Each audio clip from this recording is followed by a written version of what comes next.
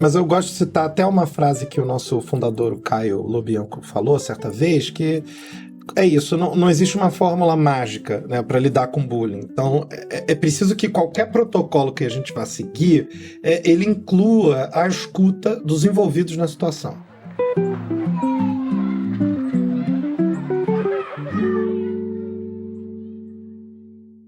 Sejam bem-vindos ao Descomplicando Diálogos, o podcast do Colégio Indy. Somos uma escola com mais de 40 anos que atende do maternal ao ensino médio, sempre valorizando o desenvolvimento integral e humanista de nossos alunos. Eu sou Ruth Passarinho e estou aqui para conduzir essa conversa sobre temas que fazem parte do nosso dia a dia escolar e familiar. Aproveite para seguir nosso podcast nas principais plataformas e não perca nenhum episódio. Hoje é o nosso terceiro episódio e o tema é bullying e cyberbullying. Para esse dia especial aqui nessa gravação, convidei o Saulo, que é do LIVE, Laboratório Inteligência de Vida, parceiro da escola no projeto socioemocional. Então, bem-vindo, Saulo. Muito obrigado, Ruth, muito obrigado pelo convite. Agradeço ao Colégio Indy também pelo convite. Espero que esse seja um bom tempo e a gente tire um bom proveito desse momento. Maravilha. Você quer se apresentar um pouquinho na sua trajetória, falar um pouquinho o que é o LIVE, de repente, para os nossos ouvintes entenderem o que é esse programa? Claro, vai ser um prazer. O LIVE existe desde 2016, nasceu em chão de escola, e de lá para cá, o nosso projeto, a nossa iniciativa, ela vem crescendo. A gente começou ainda no Fundamental 2, né, nesse segmento, a gente foi ampliando para o Fundamental 1, para a educação infantil, chegamos ao ensino médio também, com uma proposta de fazer uma educação socioemocional que não seja exatamente prescritiva, mas uma educação socioemocional que ela esteja de acordo com as possibilidades e as propostas pedagógicas das mais de 700 escolas que a gente tem pelo Brasil. Então, Ruth, eu sempre gosto de dizer que o LIVE, por ter vida no seu nome, é um laboratório vivo, né? É um laboratório de práticas vivas, onde a gente escuta professores, a gente troca com professores, com famílias, com alunos, para conseguir construir esse laboratório que é, de fato, um espaço de discussão. Eu sou graduado e mestre em História, né, pela Universidade Federal do Rio de Janeiro, atuei com educação técnica também, trabalhei com pré-vestibulares comunitários enquanto educador popular na Ilha de Paquetá, lá no Rio de Janeiro, uma ilhota de 2.000 pessoas, mas que tem assim uma identidade muito própria também. Então ali eu pude aprender muito com aqueles alunos do pré-vestibular sobre a vida, sobre decisões, escolhas, né? Conheci o LIVE em 2021, de lá para cá já são 3 anos nas estradas do Brasil, né, conseguindo fazer um trabalho um pouco de mascate, né, de trocas entre educadores, professores e famílias. Então, acho que esse é um bom resumo do que é o LIVE, desse encontro que eu tive também com o laboratório. Muito legal. E você comentou, Saulo, que o laboratório é vivo, né? É uma maneira de vivenciar as situações e elaborar junto e propiciar que o aluno, a criança, o jovem possa ter um repertório aí emocional de gerir e lidar com as situações, os conflitos, as dificuldades, os desafios de cada faixa etária, né? Desde nomear as emoções, entender as emoções, até o fazer escolhas, né? Chegando lá no vestibular mais propriamente dito. E no Indy nós temos uma certeza de que nós somos uma escola viva. Então, para a gente não ter um modelo único de como resolver situações no dia a dia, e vou colocar de modo geral aqui como resolução de conflitos, né? Que acontece constantemente em ambientes sociais com crianças e jovens, então dentro das escolas, para nós é algo que aproximou muito quando a gente conheceu a proposta do LIVE e por isso a gente trouxe ele para a escola. E o que eu mais gosto, e é importante a gente sempre frisar, a familiarização que buscou, o que fez a escola buscar o LIVE como parceiro, porque existem muitos programas e projetos de cunho socioemocional para escolas, né? E soluções nesse sentido. Mas o que a gente entendeu de maior familiaridade com o INDE é justamente a possibilidade da gente ter liberdade de aplicar a nossa metodologia, a nossa maneira, a nossa filosofia, o nosso formato de entender a escola e a educação com um programa que agrega e não um programa que engessa ou que direciona um único formato de ser aplicado e de ser contemplado, né? Então, é um recurso estruturado, muito bem elaborado, muito bem pensado, com cabeças pensantes para isso, né? Com uma equipe de excelência para isso. Então, para nós é sempre importante reforçar essa questão, né? Porque a escola continua tendo a sua essência preservada, a sua metodologia preservada, a sua função, né?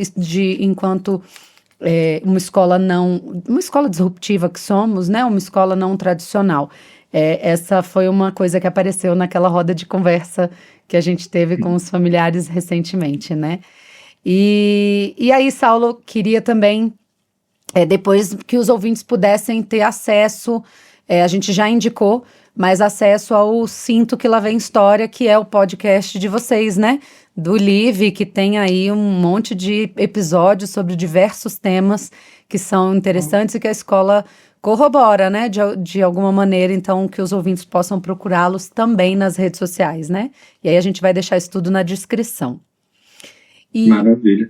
E aí vamos começar nosso bate-papo, assim, vocês têm já uma estrutura, né, bem robusta em relação à temática de bullying e cyberbullying, rodando as escolas, como você falou, né, com certeza você já tratou sobre esse tema, já conversou sobre esse tema em outros locais.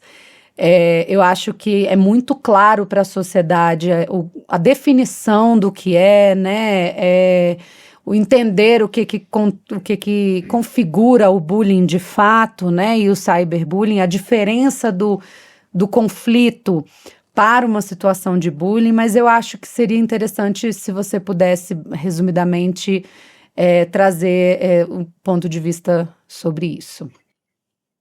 Maravilha, Ruth. Eu até penso que tem muitas pessoas que de fato compreendem o que e outras pessoas que têm uma certa noção do que significa, mas que na prática essa noção ela vai variar bastante, né? Uhum. Quando a gente fala sobre bullying, tanto para mais ou para menos, né? Existem aqueles grupos de pessoas, e pais inclusive, que ainda têm uma percepção de que isso é besteira, de que não tem um peso assim tão grande. Eu posso dizer por experiência que tive com algumas famílias, deve ter uns 2 meses mais ou menos, eu vi de um pai que poderia existir um bullying positivo. E que isso aconteceu com o filho dele, que foi chamado de gordinho, e graças a isso ele resolveu fazer academia. Eu achei uma situação um tanto inusitada, porque existe a possibilidade de ser positivo? Acho muito difícil, né? Porque a gente está falando de um tipo de agressão recorrente, né? Por um outro lado, também, eu acredito que existam aquelas pessoas que vão interpretar qualquer briga e qualquer confusão como bullying. Uhum. E é preciso saber navegar entre esses dois polos, né? Ao mesmo tempo, todo mundo aqui já participou da escola, já fez parte da escola, certamente você já se desentendeu na escola, já brigou na escola, com seus amigos, provavelmente na escola. E talvez alguns de nós, a gente tenha na nossa memória também alguém que nos perseguiu de forma um pouco mais sistemática. Essa perseguição sistemática é o que define o bullying. Uhum. A gente poderia pensar que o bullying é uma agressão, mas uma agressão não necessariamente configura bullying, verbal ou física. Né? Pode ser um soco, um chute, enfim. Isso ainda não configura bullying de uma maneira geral, mas ela precisa da repetição e da recorrência. Uhum. Né? O bullying ele tem como característica, tá até no próprio termo, né, que tem esse sufixo ing, que representa justamente a repetição de alguma coisa. Então é preciso ter a recorrência para que a gente consiga chamar um tipo de agressão, de violência enquanto bullying. Né? Uhum. Sem a recorrência, a gente pode dar outros nomes, mas ainda não conseguimos chamar de bullying. E é muito importante, eu tenho lido muito a respeito, né, dessa temática, a não banalização do termo, né, até para a gente poder identificar corretamente, ser mais assertivo na prevenção e na condução de situações já existentes, né, porque é sempre muito desafiador. Quando a gente fala entre iguais, né, de criança, adolescente com adolescente, certamente a gente tem que entender que aquele que comete o bullying também precisa de assistência e de acompanhamento, tanto quanto aquele que está sofrendo a situação de bullying, né? Porque algo está desajustado para os dois, né? Para quem está sofrendo como vítima naquele momento e para o algoz, mas muitas vezes também acontece de esses papéis se inverterem. E aí, ora, aquele que estava cometendo vira a vítima e o outro se torna o algoz, e aí isso vai virando de uma complexidade tão grande que a parceria com os pais é muito importante para que as escolas tenham assertividade, né, e consigam conduzir de uma maneira mais adequada, porque é muito sofrimento para quem está envolvido, é muito sofrimento para quem assiste tudo aquilo, né? E o envolvimento emocional, como pai e mãe, ao ver o filho passar por coisas que eles não conseguem controlar e resolver, né? E por situações de agressão, é muito doloroso também, né? Então, a gente tem que usar o termo de forma adequada para a gente não banalizar. E aí, como você colocou, né? Tudo vira bullying. Então, o que é bullying, afinal? Né? E acho que essa explicação sua foi bem objetiva e muito assertiva, né? E aí, a minha pergunta é assim. Dentro do programa socioemocional, a gente trabalha com o pretexto da prevenção, né? Vamos prevenir para evitar que as situações aconteçam. Isso não significa que elas serão extintas, né? Mas talvez elas não tenham um impacto tão pesado e tão profundo que às vezes pode ter, porque você fortalece o sujeito quanto aos seus sentimentos, você fortalece o aluno a enfrentar situações difíceis, a nomear emoções, como o programa traz, né? Numa linha aí de crescimento das faixas etárias. Mas dentro dessa ideia de prevenção, como que vocês no LIVE entendem a participação das famílias, né, dos pais? Porque na escola a professora vai desenvolver o programa, vai conversar, a gente usa muita literatura, a gente tem muitos recursos, mas a família pode e deve contribuir de uma forma muito significativa, né? Então, como vocês veem isso? E porque eu sei que o LIVE vai para casa, né? Tem a parceria com as famílias. Então, dentro da linha da prevenção ao bullying, o que vocês têm aí de mostrar para os nossos ouvintes como que o LIVE pensa a respeito disso e traz como sugestões, indicações, orientações às famílias? Maravilha, Ruth. Eu acho que você trouxe uma palavra que é muito interessante para a gente pensar o que é o bullying, né? Ele traz uma complexidade, né? Muitas vezes a pessoa que é vítima de bullying, um alvo do bullying, né? Ele pode se tornar autor, né? E ele pode se tornar autor até para evitar de ser alvo, né? Ou pode se tornar autor sem perceber o que está acontecendo ainda de uma maneira mais profunda. Então a gente tem até muito cuidado com esses nomes, né? Com os nomes que a gente dá ao autor é o nome que a gente dá ao alvo, porque esses papéis estão mudando a qualquer momento. Então, eu acho que o primeiro de tudo é ter muito cuidado quando a gente vai lidar com as crianças dos outros, os filhos das outras pessoas. Porque, às vezes, uma mãe, um pai pode estar pedindo a expulsão de um aluno, pedindo punição a esse aluno, e na semana seguinte pode ser o seu filho que está fazendo bullying. Então, isso é obviamente muito complicado. Óbvio que assim, não há uma fórmula mágica, porque existem muitos casos diferentes para bullying. A gente poderia pensar em diferentes formas de bullying, como, por exemplo, um bullying verbal, né? Um bullying mais físico, um bullying material. A gente pode estar falando aqui de uma situação onde você tem alunos de diferentes estratos sociais na escola, né, bolsistas ou não bolsistas também, isso pode acontecer, e o aluno é constantemente humilhado por sua condição material. A gente pode estar falando de cyberbullying no contexto virtual. Então, assim, o que se conversa dentro de casa? Quais são os valores que nós trazemos também dentro de casa nesse contexto? Porque ele vem desse lugar. Quais são os assuntos que a gente fala dentro de casa? Será que quando a gente busca uma escola, ou quando a gente está falando sobre outros alunos, a gente está falando sobre uma competição antes de uma comparação?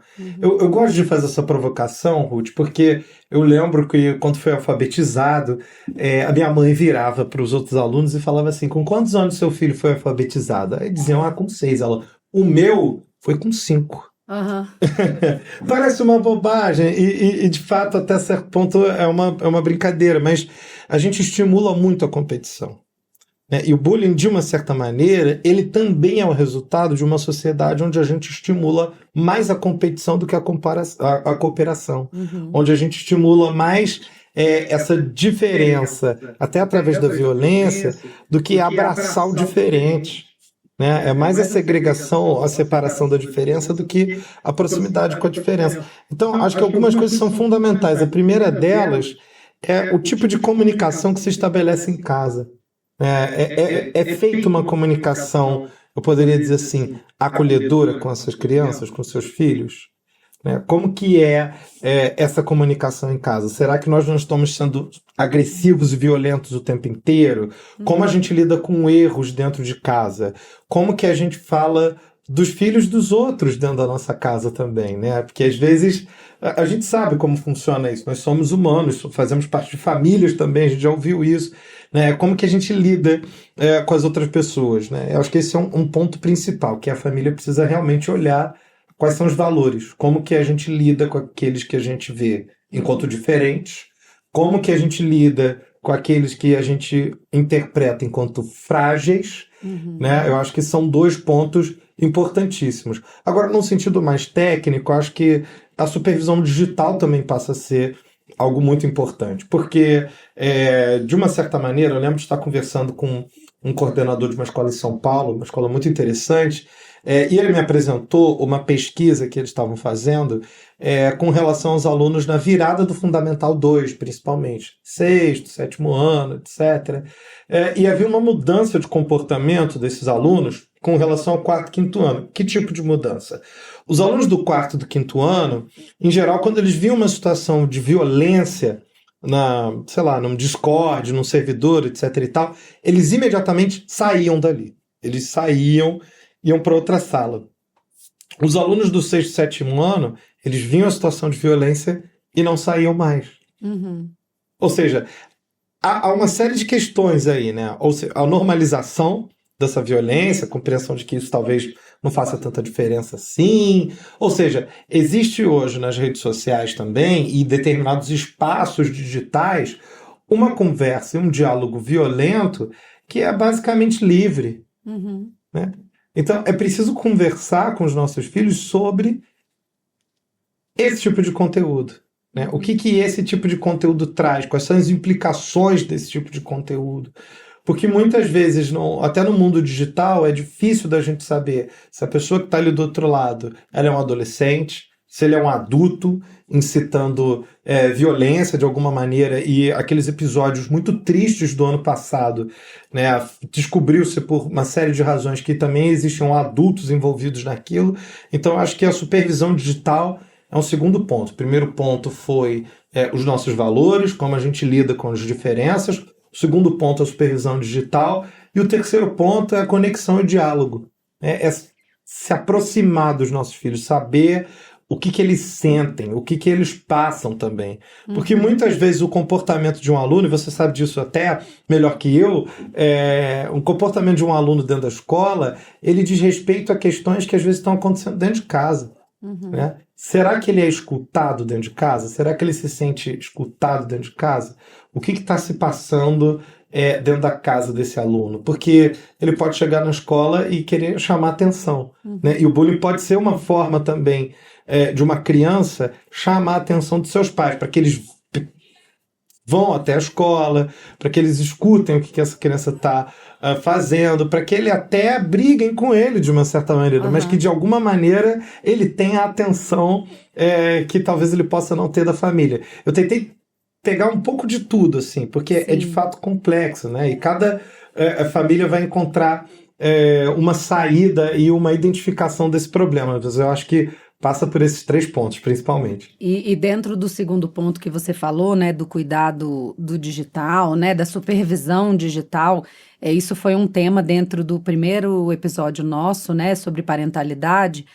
Eu destaco também a questão da autoimagem, porque além da incitação à violência, a gente tem muito um parâmetro e um direcionamento a um ideal de imagem, de corpo, de beleza, né, enfim, de referência que esses meninos muito novos, ali de 6º, 7º ano, 8º ano, que estão ingressando nas redes sociais, nas vidas sociais, na vida social real e virtual, que isso é um ponto também que você ou se fortalece dentro daquilo das suas certezas e da sua convicção sobre si mesmo, né? Porque eles estão em construção disso, dessa subjetividade, isso não está pronto, nem tá posto, mas não está pronto, assim como pode fragilizá-los também, né? Então é importante ficar atento, porque às vezes você tem ali um adolescente, né? Uma criança que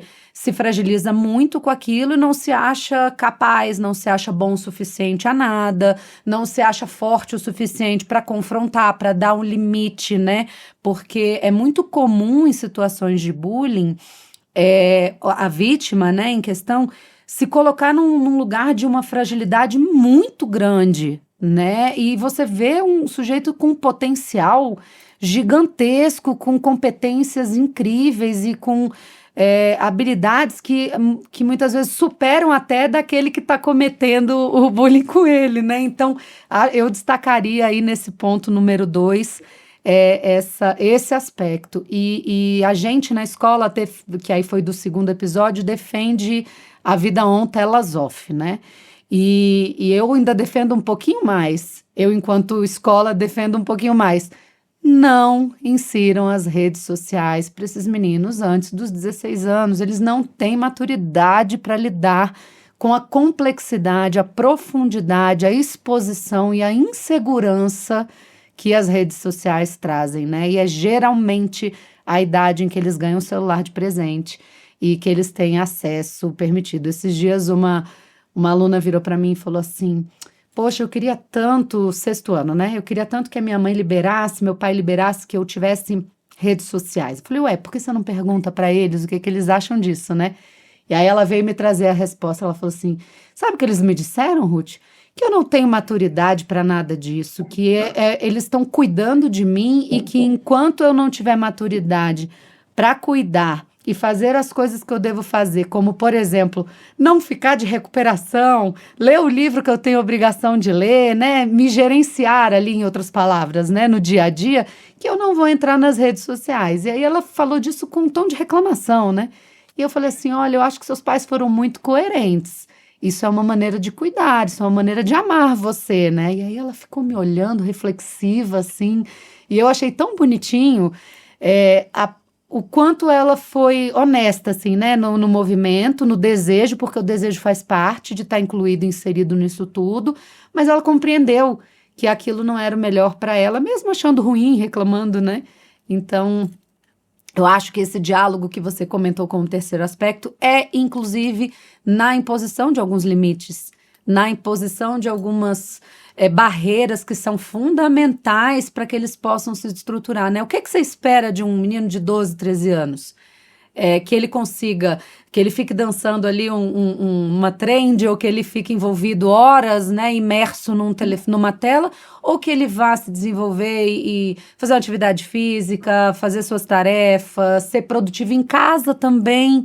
Isso é tão estruturante, né, para aprender a se gerenciar daqui para frente. Então, tem muitos desdobramentos da forma como a gente, como pai e mãe, pode contribuir. Aí, como você disse, cada família vai desenvolver as suas estratégias, os seus aspectos, mas talvez o não ter tanto receio de trazer o limite e o não, porque isso não é bom para você, porque eu acho que não está pronto, porque não é a hora, não é porque o seu colega tem que você tem que ter. Aqui em casa a gente pensa diferente, né? Eu acho que fortalecer como pai e mãe dos seus valores, como você colocou, é fundamental, né? Não, super, Ruth. E eu acho que você trouxe um ponto que é fundamental de ser falado também, que é sobre a questão da autoestima, né?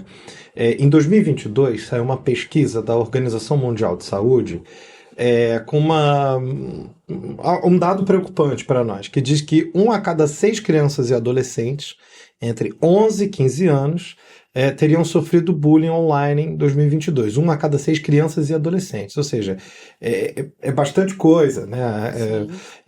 Os 3 maiores percentuais de motivos pelos quais os alunos afirmam ter sofrido bullying são a aparência do corpo, né?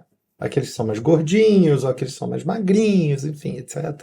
A aparência do rosto, né? E por fim, cor ou raça, que aí a gente já vai tocar num outro ponto, né? Aí a gente já vai falar de racismo. Isso foi de um total de quase 200 mil jovens, né? Ou seja, é um fenômeno complicadíssimo da gente avaliar assim, de um lado só, porque o bullying em geral ele tem esse aspecto que é a violência, ele tem esse aspecto que é a agressão, mas o que você falou é uma coisa muito verdadeira. Um dos principais ataques ele é a autoestima dessa criança. Né, e desse adolescente. E já é uma idade muito difícil, né? Porque são muitas transformações no corpo, é um braço mais longo, é uma voz que ora está mais fina, ora está mais grossa, né? Quando a gente chega nas redes sociais, é um espaço terrível, porque são milhares de pessoas te dizendo o que você deveria fazer, como que você deveria fazer. A gente vê, por exemplo, hoje, cada vez mais jovens, as pessoas buscando procedimentos estéticos, clareamentos dentários, enfim. Não, nada contra as pessoas que fazem isso, mas para nós é muito preocupante o quão cedo isso chega para as crianças. Né? Exatamente. Fora outros conteúdos, né? Eu consigo lembrar desse ano passado, ter emergido na internet, por exemplo, um conteúdo Red Pill, né? Isso pode ser até para uma outra conversa, mas isso falava muito sobre o homem não ser um bobo, sobre o tipo de mulher que se constrói, e quem são os principais consumidores desse conteúdo? Adolescentes. Isso. Então isso leva assim, a uma onda de várias verdades, uma maneira muito agressiva de ver o mundo também. E é uma idade essa é a base do bullying. E é a idade que eles geralmente se afastam mais dos pais e querem as referências no social, no outro, né? Em outros espaços. Então, se você faz ali já tem uma construção disso desde a infância, mas não está perdido ainda na adolescência. Vamos lá, né? Construir isso de uma relação de proximidade. Não é você ser melhor amigo do seu filho, né? Não é você ser confidente do seu filho. Longe disso, isso nem é saudável, né? Mas é você ter ali, assim, um porto seguro para ele, independente da situação que ele viva, ele se sinta confiante de poder falar, para se expor, né? De alguma forma, porque esse é o grande papel e o grande desafio da gente como pai e mãe, né, nesse novo século, nessa nova geração, porque está tudo cada vez mais virtualizado, cada vez mais distanciado do olho no olho, cada vez mais distanciado da convivência ali, né, no social. Então, são desafios que a gente não tem um preparo, uma referência anterior clara de como a gente pode agir. Eu acho que cada família vai ter que ir construindo isso mesmo, né? Mas a proximidade é fundamental. E é tão interessante ver o quanto para algumas famílias falam assim, mas eu consigo, é leve, porque eu fui construindo, né? Eu fui semeando isso ao longo do tempo. E para outras vai ser mais desafiador, porque isso não estava presente até então, sem julgamento nenhum, por diversas razões, né? E o que a gente tem percebido, Saulo, é muito a consequência muito maior, até, a incidência muito maior até do cyberbullying do que o bullying presencial, vamos dizer assim, né? Porque o menino acha que está protegido pelas telas, que não vai chegar em quem começou, que não vão nunca, sabe, que está num anonimato e numa zona de que não vai nunca se identificar quem está ali, né? E uma coisa que eu costumo falar também é que nos 2 casos a gente tem um terceiro agente, que é a plateia, né? E é preciso falar sobre a plateia. Tanto no aspecto do virtual quanto do presencial, você tá ali assistindo e não fazer nada para tentar impedir ou minimizar ou acolher ou tentar, enfim, de alguma maneira, né? Isso corrobora para o fortalecimento das ocasiões e da magnitude e talvez da intensidade daquela situação de bullying e cyberbullying, porque tem plateia no cyberbullying também, né? Sim. E isso é uma coisa muito sensível, assim, né? Porque o bullying geralmente tem mais uns 4 autores, né? Atores, de maneira geral. O autor, você tem um apoiador talvez mais direto, que possa ser um autor, o alvo, e você tem, de fato, esse espectador. O que a gente sempre recomenda, eu falo isso até conversando com alunos, é preciso contar para a escola, é preciso procurar os responsáveis da escola, é preciso conversar com eles, é preciso ir atrás deles. Mas eu vou ser sincero, o que eu ouço dos alunos de volta eles ficam com medo. Sim. Será que a partir do momento em que fizer isso, eu também não vou ser o alvo do bullying? Porque que mensagens aquilo passa? Para a pessoa que está sendo alvo, é uma violência muito direta. Mas para aquela pessoa que está só olhando, o recado que passa é: o próximo pode ser você. É um recado em múltiplas direções, né? Então, quando a gente orienta o aluno a procurar a escola, eu acho que é o certo, eu digo a eles, é isso que a gente precisa fazer, mas é claro, isso pode ter uma implicação para ele. Né? Então, esse espectador, como é que a gente trabalha esse aluno? Como é que a gente consegue garantir um espaço também de segurança, de acolhimento para ele?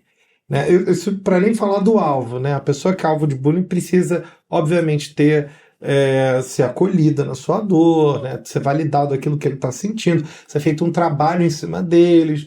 Mas é óbvio que é muito importante pensar nesse apoiador, de oferecer canais, oferecer possibilidades seguras para que ele de fato se sinta, olha, alguém que pode intervir naquela situação. Talvez não diretamente, é claro, mas que ele possa contar para alguém, que ele possa entender o que é certo, o que é errado.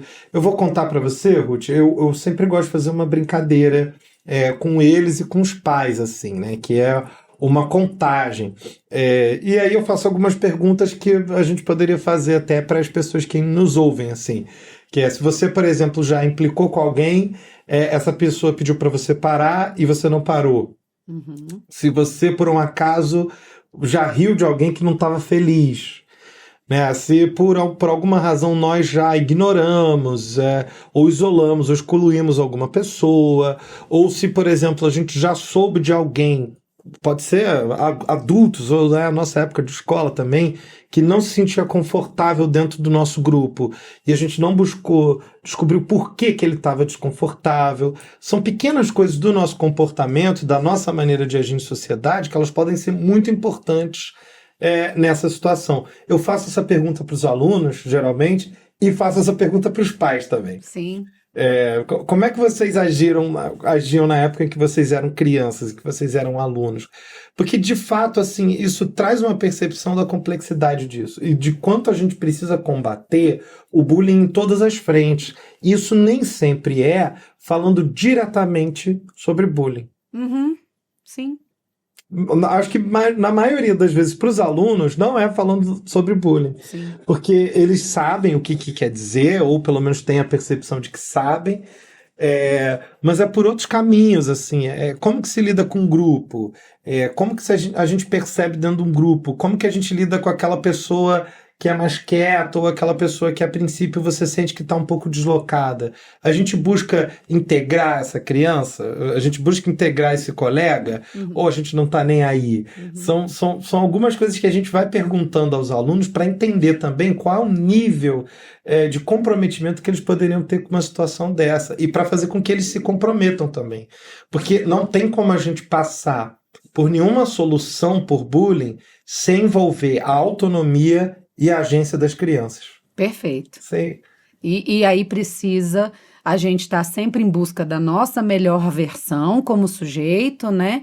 E dentro disso que você colocou, a qualificação das relações, né? Isso é a grande temática do INDE, né? É qualificar as relações para evitar e agir preventivamente com a falta de respeito, para que ela não aumente e não vire uma situação de conflito e que aquele conflito não se torne e não aumente para virar uma situação de bullying, por exemplo, né? E por isso um programa socioemocional bacana, bem aplicado, bem feito, facilita todo o processo, porque você vai desde pequenininho entendendo quem eu sou, o que eu sinto, né? Entendendo quais são as minhas ferramentas de solução de problemas de convivência e não de problemas de conteúdo exatamente, né?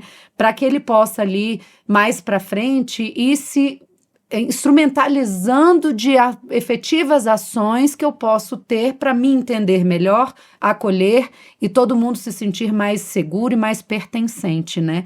Uma das coisas que na escola a gente vem implementando como atitudes preventivas, assim, a gente vê que é muito difícil para os envolvidos diretamente virem nos contar alguma coisa, apesar de que na nossa escola, por ser um espaço de mais escuta e mais acolhimento, os meninos até se sentem um pouco mais confortáveis de buscar ajuda, não é uma incidência de 100%, mas eu considero significativo, mas que eles possam buscar agentes entre eles, e aí nós vamos implementar isso já a partir do ano que vem, a gente fez de maneira experimental agora, como se fosse representante da turma, que seriam os ouvintes entre eles. Então, em vez de eu ir na coordenação, em vez de eu ir na direção, ou num formulário, ou num papelzinho e escrever, porque aí vão me ver escrevendo, ou vão me ver depositando na urna, enfim, eu busco num colega o apoio assim, puxa, eu vi uma coisa que aconteceu. Então,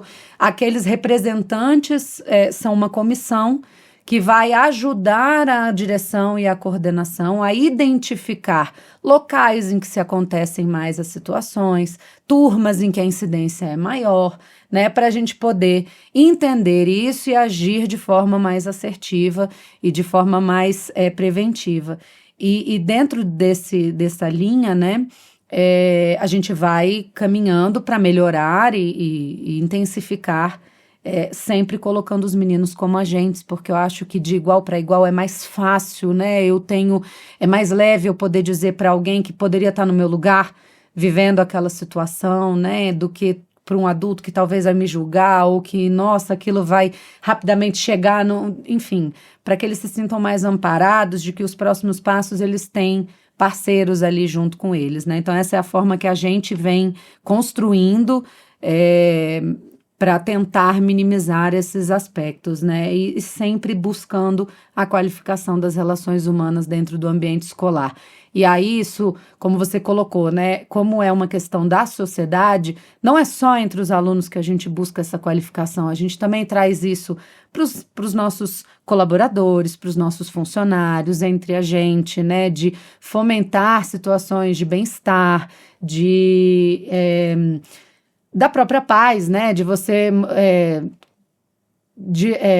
difundir, vou usar essa palavra, mas de você difundir boas mensagens, coisas positivas sobre a vida, um olhar mais positivo mesmo, de entender o dia a dia, né? Que tem dia que o meu melhor vai ser aqui, no outro dia o meu melhor vai ser mais em cima, né? E que todo dia eu tô dando o meu melhor, né? De poder se sentir pertencente, acolhido, amparado. Eu acho que dentro da escola esse é o nosso propósito máximo. E aí, assim, tem diversas leituras disponíveis hoje em dia, tem muito material de qualidade a respeito disso. Recentemente eu estou lendo algumas obras, eu não vou nem destacar aqui na minha fala o nome de uma específica, mas que a Abrace desenvolve um curso de capacitação para escolas que é muito bacana. E eu tenho lido algumas obras deles, estou fazendo esse curso também, a coordenação da escola junto, para a gente se fortalecer, né? E tentar minimizar e tentar extinguir. Vamos botar uma meta aí boa, né? situações dessas dentro das escolas, porque isso é muito danoso para todo mundo. É difícil para o pai, é difícil para o aluno, é difícil para a escola, é difícil para todo mundo que está envolvido lidar com o sofrimento, né, tão profundo que o bullying e o cyberbullying impactam, né? É muito dolorido para todo mundo. Então, é legal os nossos ouvintes poderem entender o que a escola tem feito, né? E o que o Live é parceiro. E aí, vou te dar uns minutos também para você se colocar, para a gente encerrar o nosso bate-papo, mas a gente vem fazendo também trimestralmente rodas de conversa com as famílias, né? Você teve presente conosco na última, que falava sobre as relações familiares, né? E justamente para isso, para que a gente possa se alimentar de boas referências, de troca de ideias, né? E que a escola pode favorecer as famílias dentro disso. Inclusive, foi muito bacana o nosso bate-papo naquele dia, né? Foi para tantas vertentes, abriu um leque ali de debate muito interessante. Então, agradeço a sua participação. Foi muito bom o nosso bate-papo. Esse assunto dá horas de conversa, né? Mas vou te dar aí uns minutos finais para você colocar suas considerações também. Maravilha, Ruth. Eu acho que hoje a gente também conseguiu falar sobre muita coisa importante e talvez uma ausência que vale a pena ser mencionada, a gente não falou muito sobre a Lei 14.811, né, de 2024, que foi a lei que tipificou essa prática de bullying. E eu acho assim interessante, no livro a gente tem uma posição até um pouco reticente com relação a essa lei, assim, porque para nós não tem a sua importância, claro, de definir, mas eu gosto de citar até uma frase que o nosso fundador, o Caio Lobianco, falou certa vez, que é isso, não existe uma fórmula mágica, né, para lidar com bullying. Então, é preciso que qualquer protocolo que a gente vá seguir, ele inclua a escuta dos envolvidos na situação. É preciso gerar esses espaços de escuta.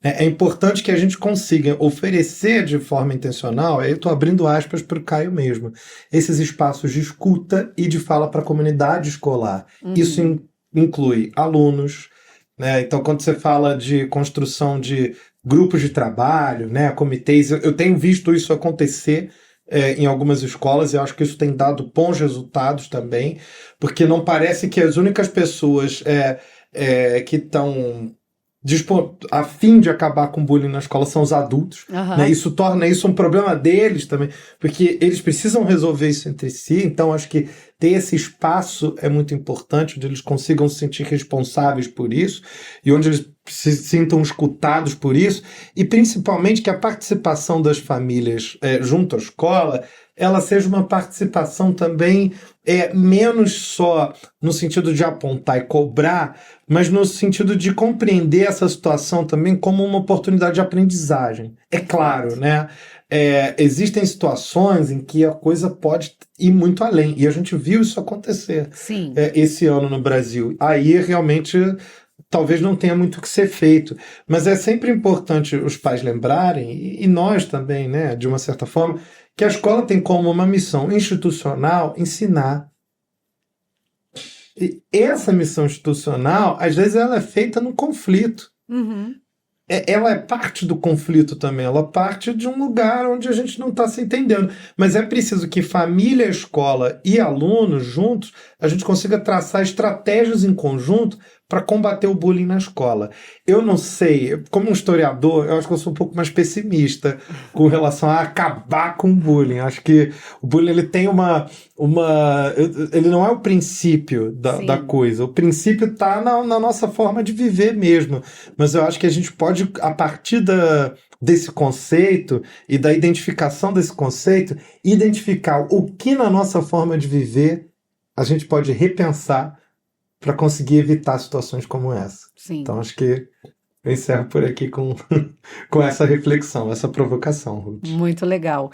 Eu acho muito, muito bom que o Live possa contribuir para a escola também, né? Junto aos professores, junto às famílias, não só na atuação com os alunos. Então, é na esfera completa, né? Esse compromisso que a gente tem com os meninos, né, dentro das escolas para que eles se desenvolvam plenamente, saudável e equilibradamente, né? Esse é o nosso grande objetivo. E é uma construção, um processo e um caminho que vai se trilhar aí de cada um na sua potencialidade e dificuldade de que é ser humano e viver, né? Então, é importante a gente poder se amparar também, né? E se acolher também esses sujeitos, né? Pais, famílias, escola, porque o objetivo é comum, que é o bem-estar de todos eles. Então, foi muito legal, a sua provocação foi ótima. E, de qualquer maneira, Saulo, agradeço. Fica disponível também aí nos nossos comentários, né? Para os ouvintes seguirem o Live, o podcast de vocês e outras referências que a gente sempre incentiva. E agradeço e até a próxima, com certeza, porque a gente ainda vai se encontrar bastante. Certamente. Eu que agradeço pelo convite também, quero agradecer o tempo das famílias que estão nos ouvindo nesse momento. Perfeito. E até a próxima. Obrigada. Tchau, tchau, pessoal.